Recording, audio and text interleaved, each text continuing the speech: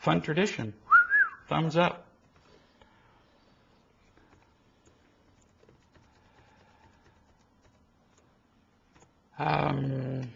Question from Phoenix, as I remember it. This is, I think, 2 weeks old. I received a call from a coaching client who's been involved with a recovering alcoholic for 1.5 years. She's lived with him for a short time and had to move out when he became abusive, but has chosen to remain in a relationship with him despite his unwillingness to change his reliance on anger and attacking to deal with people like his employees.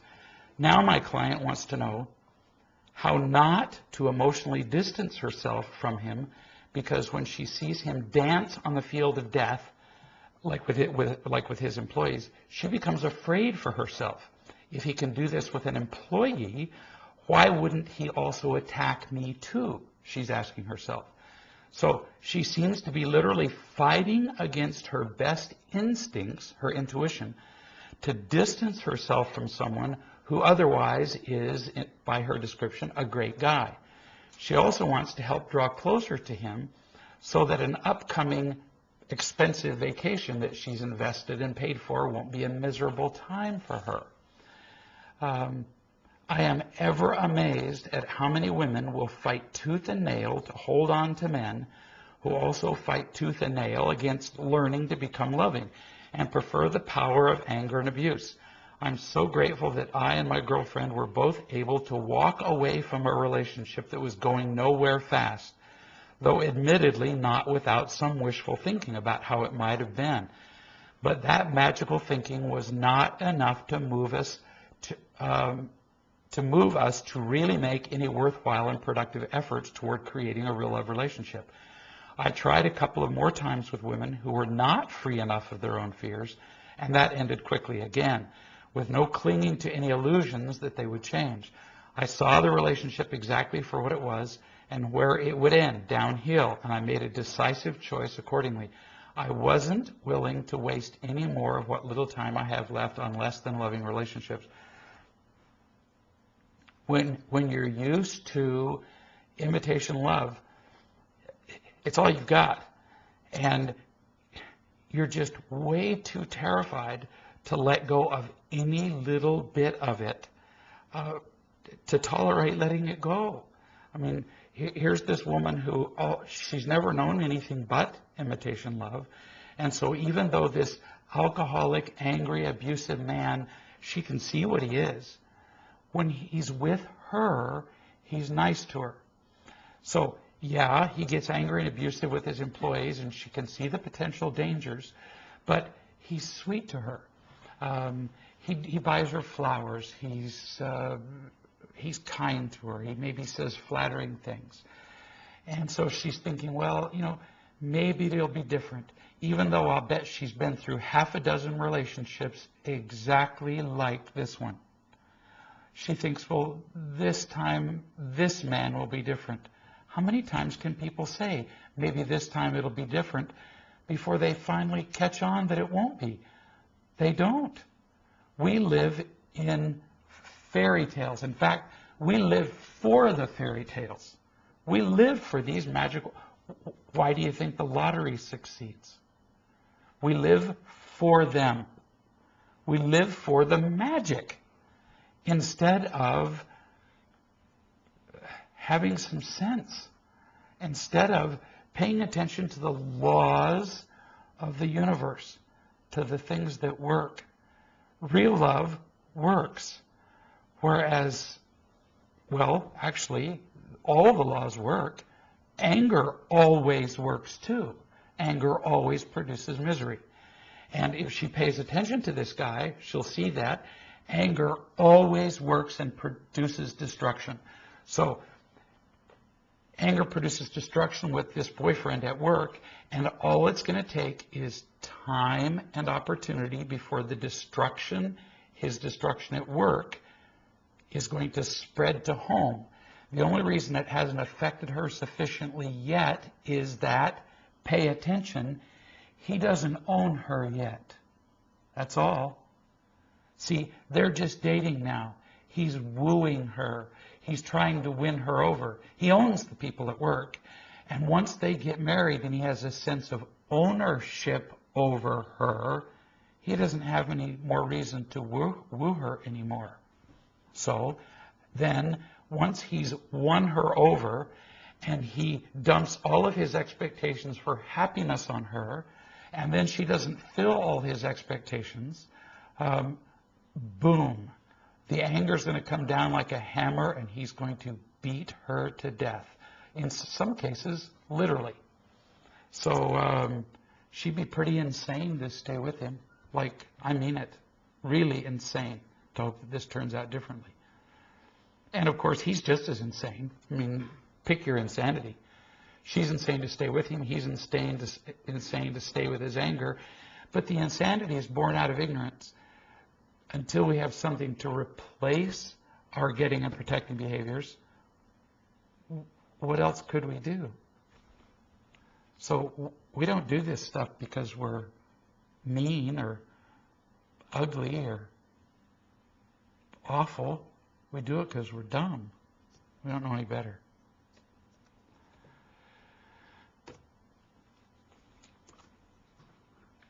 Let me see. 2 months ago, that was from a man, doing here from a woman. 2 months ago, I made a request for some, hang on a second, quality time with my husband. I told him that it was just a request, not a demand.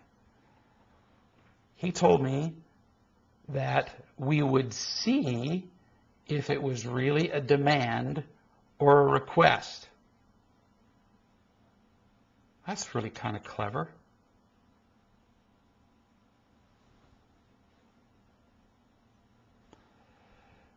This is really kind of a sneaky thing, because only somebody who was familiar with real love would know to say this. Her husband would have to know, have an understanding of real love, or he wouldn't have said this. So in other words, what he was saying is, we'll see if it's a demand or a request, because if he doesn't do it, she's requesting, and she becomes irritated, then he'll know that it wasn't really a request, that it was really a demand. So she says, all right, I was really okay with it not happening. So clearly, she was not getting the kind of time with him that she would like. Now, is it okay to want more from your spouse than you're getting? Yes. It's okay to want more of anything on the planet than you're getting. You can have any desire that you wish. I call those hopes, desires, wishes. Gosh, those are natural. Otherwise, you'd be stagnant. You'd be a board, a rock. Then about a week later, he came to me and he said that he had decided that he would like to make time for each other from 9 to 10 every night. Would that be agreeable? I said yes. I was thinking that we had just made an agreement. You would be correct. So you made a request, and he said, yes, I would like to do that, 9 to 10 every night. So it's not even now it's not even just a request. It is now an agreement. It is a contract. It's a contract just as real as though you had typed it out, signed it, and notarized it. No joke. He has chosen not to keep that agreement. I understand that he gets to do that. True? I realized last night that I must have an expectation that we would make the time for each other. I assume that you realize you must have an expectation because you were annoyed or disappointed. I understand the part about the law of choice and not rely on him or any one person for my source of love. How do I stop putting expectations on an agreement? Do I still invite, let me read the rest. Do I still invite him to join me for time together, or do I let it go altogether and just do my own thing? What's the most loving thing for me to do? All right. So you did this great. First you have your wishes, your hopes. Then you turn it into a request. Could we spend, I'd like to spend some more time with you. How could that look? He says, well, how would 9 to 10 every night be with you? You said, I would like that. Now, where you screwed up, and the reason I say you is because you're writing. If he were writing to me, I would say he screwed up. But see, he's not here, so I don't care about him. So, not that I don't care about him as a person, but in this particular interaction, I don't. Where you screwed up is, it sounds like you're being pretty specific about the 9 to 10, but boy, when it comes to, have you ever seen a contract for, like, say,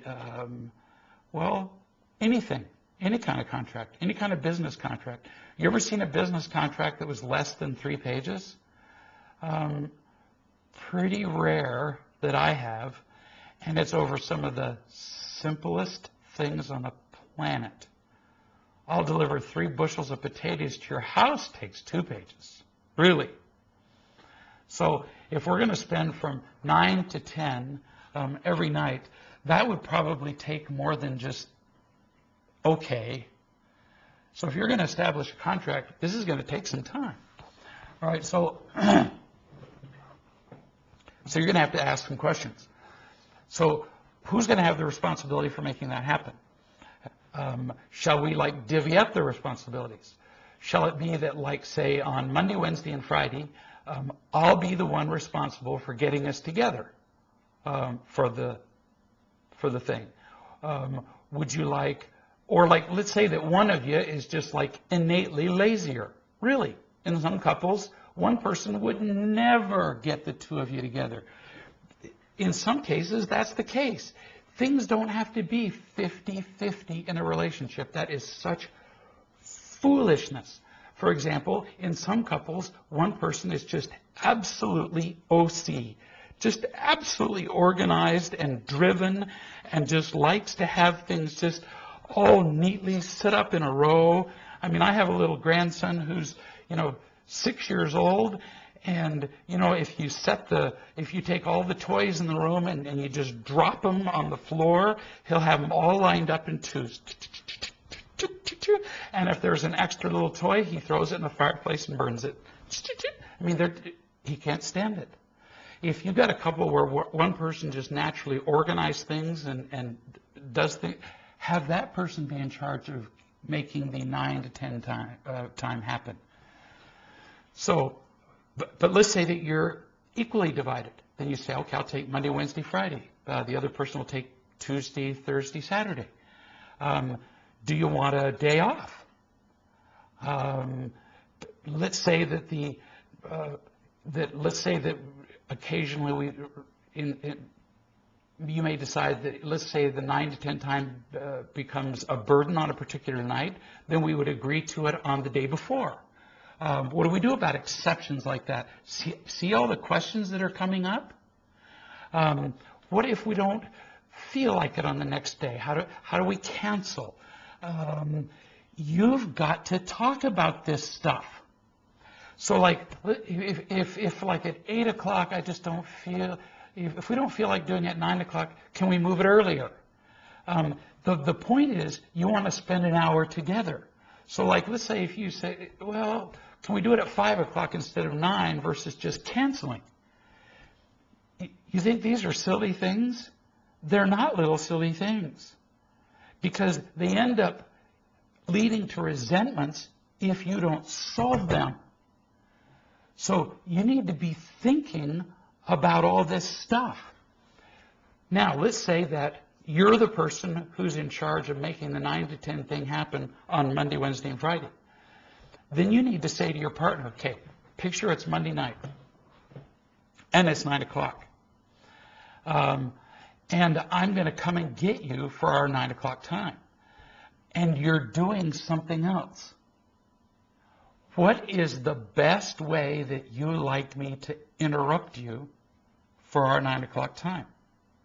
Let's say, for example, that the television's on, and there on the television, there are 22 men wearing helmets, and they're throwing a ball back and forth. And at the time that I come to get you, there's a little man who's raising a ball back, and he's about to throw it. I've learned that you don't like me to interrupt you at that time. Most men know this. So, what's the way that you'd like me to interrupt you for our 9 o'clock time? These are things that matter. It is over such trivial matters that marriages gum up. So, these are what? 8 little modifications to your contract that I've come up with in the last, 5 minutes? You got to sit down and talk about this stuff. I hope you've been writing. Well, you don't need to write this down. It's recorded, isn't it? So who's going to do it? How are people going to, how are you going to do cancellations? How are you going to do variations of the time? How are you going to summon your partner to the meeting? You got to think of this. You're going to sit and you're going to sit down with your partner with a transcript of what I've been talking about here. You're going to go over this stuff now. You're going to say, I've done a lousy job of following through with this. You're not going to say, we agreed to this and then you didn't follow through. That conversation won't go very well. But you also will be a complete idiot if you let this drop. So is that making sense? It's too important. So the bottom line is, yeah, he didn't follow through, but you didn't either.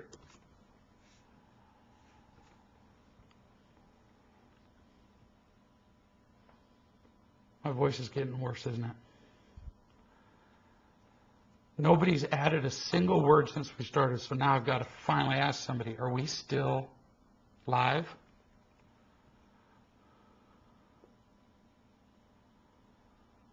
I've been talking for 30 minutes and nobody's typed a word, so can you see and hear me? Yes? Okay. Either I'm incredibly riveting or I'm boring the trash out of them. All right. All right, here's one. I understand our need to conveniently label certain people as monsters. Hitler, Stalin, terrorists, drug lords, people who prey upon the weakest members of society, to justify our hatreds and the actions we take against those who perpetrate the deaths of millions of people. The actor, Will Smith, is now the object of many people's anger for even hinting that Hitler might have been at one time a good guy who simply turned bad. I had no idea he said that. No one dares to publicly comment that perhaps, just maybe, Adolf Hitler and others like him were once born, that Hitler, for example, was once born an innocent baby who grew up to become a patriotic and decorated German war veteran before this Austrian was elected by the German people to lead Germany into another horrific war. If you want to learn a whole lot more about that, I suggest that you read the Victim book, Real Love and Freedom for the Soul, on the web. You can learn about that on the website. And there's a huge section just about the life of Hitler and show how this innocent, darling, little, cute, thumb-sucking baby grew up to be like he was, and how his entire life can be explained by that one word, victimhood. Question, says the reader, or the writer in this case.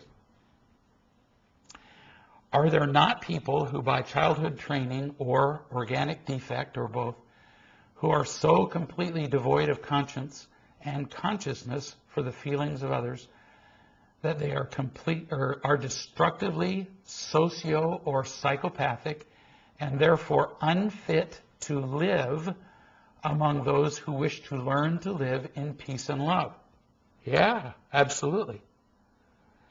And they should be dealt with according to the law. There are people who, I think that there are some people who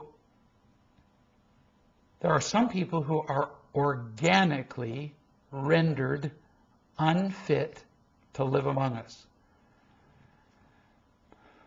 Perhaps as a result of some chemical defect, perhaps because of some wiring defect, some organic defect in their head. And then there are some people who have been so traumatized for so many years in their life, who've been hurt so badly that they can't identify with people anymore. They've been so injured by other human beings that they've completely detached from mankind. They don't identify with other people anymore. So to kill a human being means nothing. I've now met a couple of true psychopaths. You don't want to meet a psychopath. You don't. It would chill you. Could kill you, actually. But it's a chilling thing, because a psychopath would kill you and go back to chewing his sandwich and not miss a heartbeat. Nothing.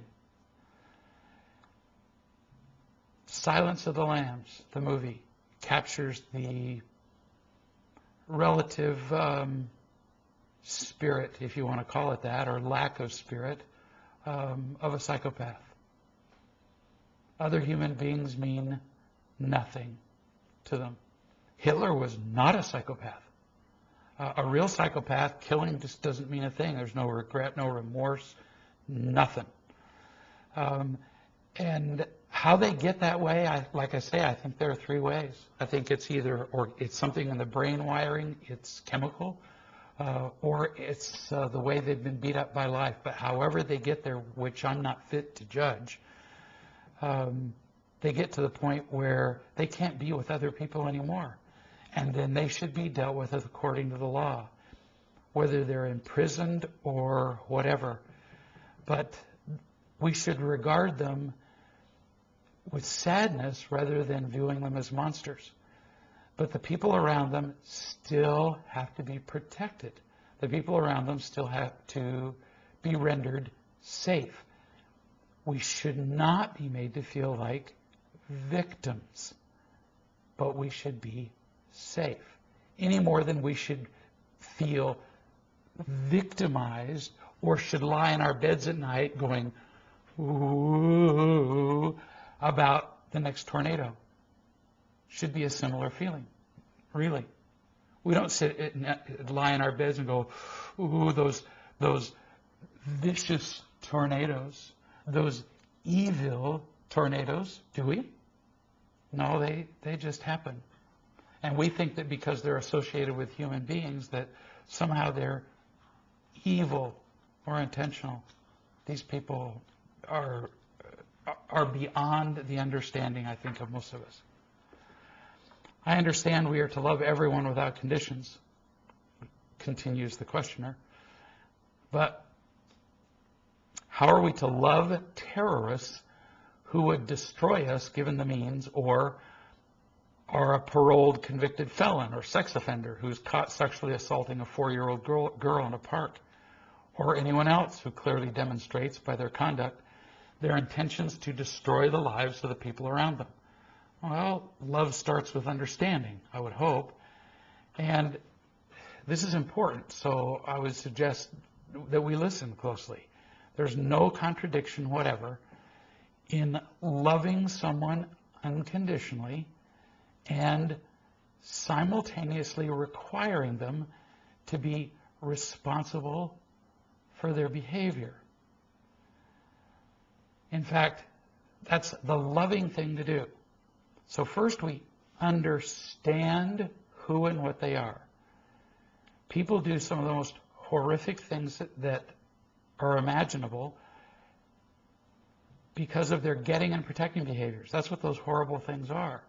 So we understand first that those horrible behaviors are getting and protecting behaviors that are reactions to pain. When I see that person as reacting to pain, as someone who is suffering, that really helps a lot to enable me to love them. I can love that person now who is in pain and still require them to be accountable for what they've done. But if we don't require people to be responsible for their behavior, they can never learn to be loving, and they can never learn to be happy.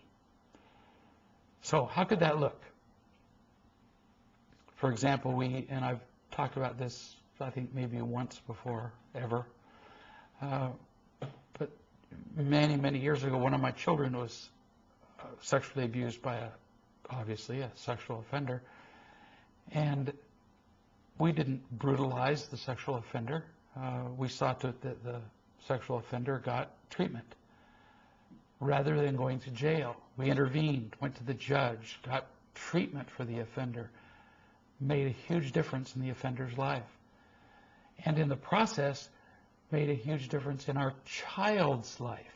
If we'd made a great big fuss and cried and fumed and gotten the community all excited, which would have been an easy thing to do, we would have ruined the offender's life. Pay attention. We would also have ruined our child's life. But we didn't do that. Instead, we loved both the offender and the child and blessed both lives. And the lives of those who would almost certainly have been abused by the offender had we simply punished the offender, who would then have felt less loved and been more likely to abuse other children. We're just not paying attention to the treatment, or the proper treatment of those who are offenders. What we do is we hurt them, and then we wonder why they go out and do worse things, because we make them feel less loved. Now, in the case of a terrorist, how would that look? How do you love a terrorist who's, for example, let's say you've got a group of terrorists who've driven planes into tall buildings and brought them into burning heaps of rubble in New York City, and then you find that the same group of terrorists is going to drive other planes into other buildings. And let's say that you've learned where they are, and they're going to execute plans to do more. Now what do? Well, you can't say to the judge, well, love them and put them in a loving rehabilitation halfway house, which was, kind of something like what we did with the sexual. That's not possible. You can't do, the treatment available to a sexual offender isn't the same treatment available to a group of terrorists. You can't compare the two. So how do you make people safe from terrorists? What's available? What are you going to do? Well, you can pray for them, yeah, but is that going to make the people that they're about to kill safe? Well, I wouldn't recommend that you stop praying for them. I think prayer is effective. I do. But I think we need to do more than that. And so I think that I can love a terrorist who is misguided and hateful and selfish and unloving, and I can love him and understand why he's doing what he's doing. I can love him and not hate him. I can understand his getting and protecting behaviors, and at the same time support a government or a group of people or whoever it is that makes a decision that they're going to send in a strike team and destroy them. I could love him and take his life at the same time. No contradiction, whatever. I keep a loaded 9mm gun under my bed. If somebody came in my house and I could hear them downstairs and they were robbing me blind, I'd go to the top of my stairs and say, I've called 911, and in the town where I live, that'd give them an hour or so.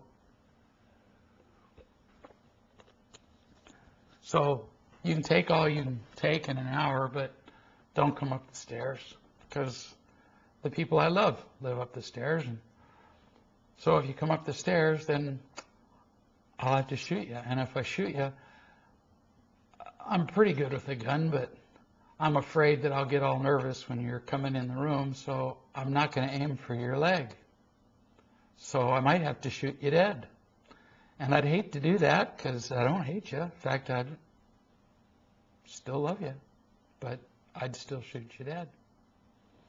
So we can unconditionally love somebody and still require them to be accountable for their choices.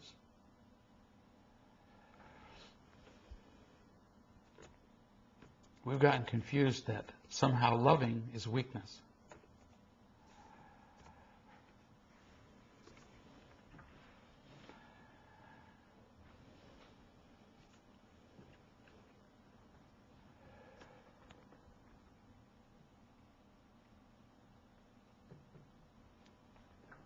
Let's see, here's Pleasanton, who's typing in flattering lies. Let's see. Andy and Lori. I don't know if I should read this or not. And Andy says, I've been neglectful by spending hours coaching people, researching articles, answering emails. Here's an example of truth-telling live on the internet. Andy says, I have not been living up to the primary decision. And my wife wants and deserves more time than I've given her. Ironically, the more I coach, the less time I give to my wife, so I do need to establish more balance in my life.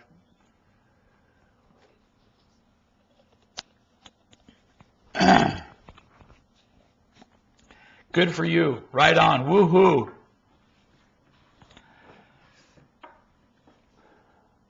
I don't know why Lori would want to spend more time with you, but nice truth-telling. Melissa says, I understand from Jay that before you came to understand real love, that you got to a place where the things you were doing did not lead to happiness, but you had no idea of what to do that would lead to happiness. So you allowed others to help you, keeping in mind that if a suggestion didn't work, trying the idea wouldn't kill you. I've spent my whole life trying to please others, and I'm aware that the things I have been doing are not working. However, I feel that I'm listening to so many people, coaches, boyfriend, loving group members, that I'm just a blank page to be written on, and I'm getting confused. I'm losing track of what's important. How do I reconcile the fact that what I've been doing doesn't work with the tendency to lose myself in pleasing? How do I figure out what works for me?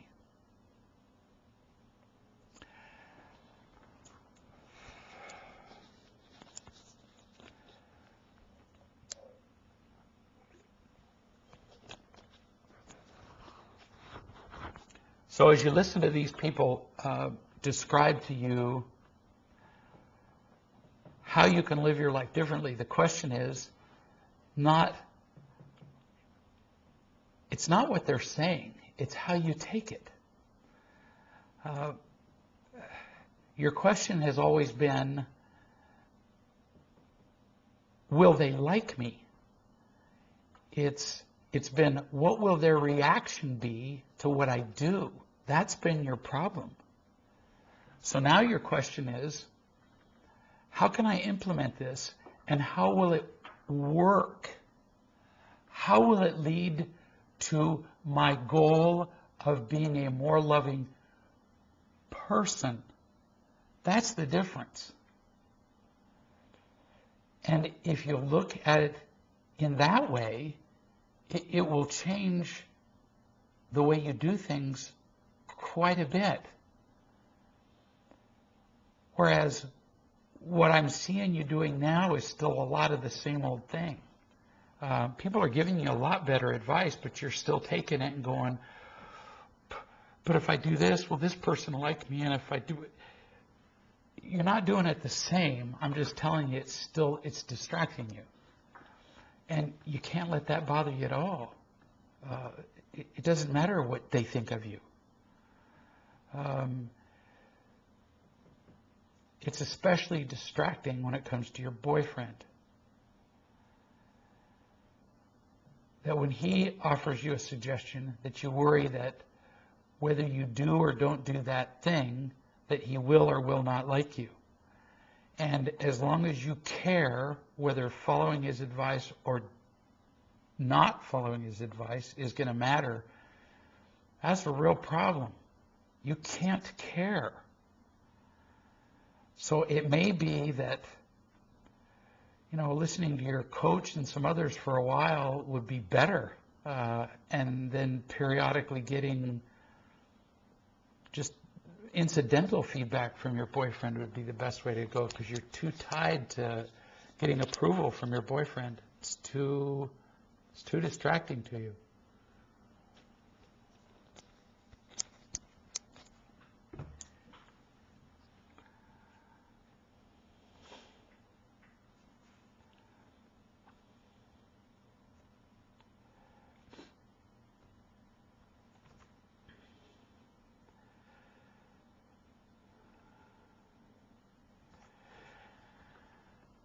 See, I'm going to try to do this in 4 minutes. It's going to be very fast.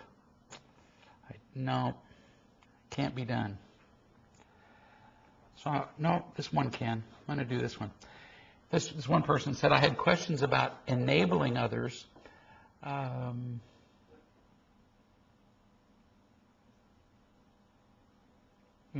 can't even understand that question.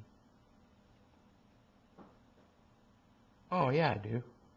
Enabling children or people versus loving them unconditionally. Loving people makes them stronger. Enabling people makes them weaker. How do you tell the difference? You're enabling somebody when they have an addiction, when there's something that they have to have compulsively, when there's something they can't do without, and you feed into it. So, for example, a child who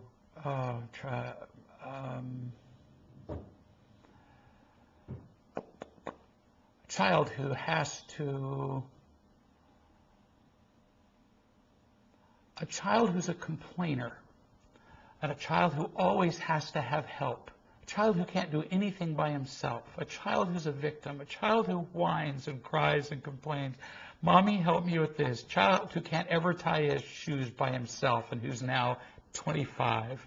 You know the kind. I mean, just, and then I see them all the time. And the mother reaches down to help the child tie his shoes when he's 7. And the mother says, well, I was just being loving and helpful. No, you weren't. You're enabling the child. Well, how do you tell the difference? Let's see. Because you responded to a whine, because the child demanded it, because it's a long pattern, because if you hadn't responded, the child would have whined twice as long. See the pattern? You're enabling the kid. The kid can't do without you doing it. Unconditional love is given freely, whereas enabling never is. And it's the same thing with an adult child. When you get to the point when a child is an adult, and you, for example, give an adult child a gift of money, for an example. If you give an adult child a gift of money and you just choose to give it, it's unconditional when the child doesn't ask for it, doesn't demand it, and you just give it because you want to. But when the child is an addict, has been through 3 wives, has 4 children, just got thrown out of his 5th house in 2 years, and comes begging at your door for money for the 9th time in 6 months, and you give the kid money, that's not a gift. That's enabling. So it follows the pattern. That's the difference between enabling and loving. And the action, handing over the money or tying the shoe, the action itself can look the same. But the motivation and the pattern are strikingly different. So, next week, we are going to be back to Tuesday nights. So we'll see you next Tuesday at 9 o'clock. Great questions as usual. Wonderful audience as usual. And we'll see you next Tuesday. Love y'all.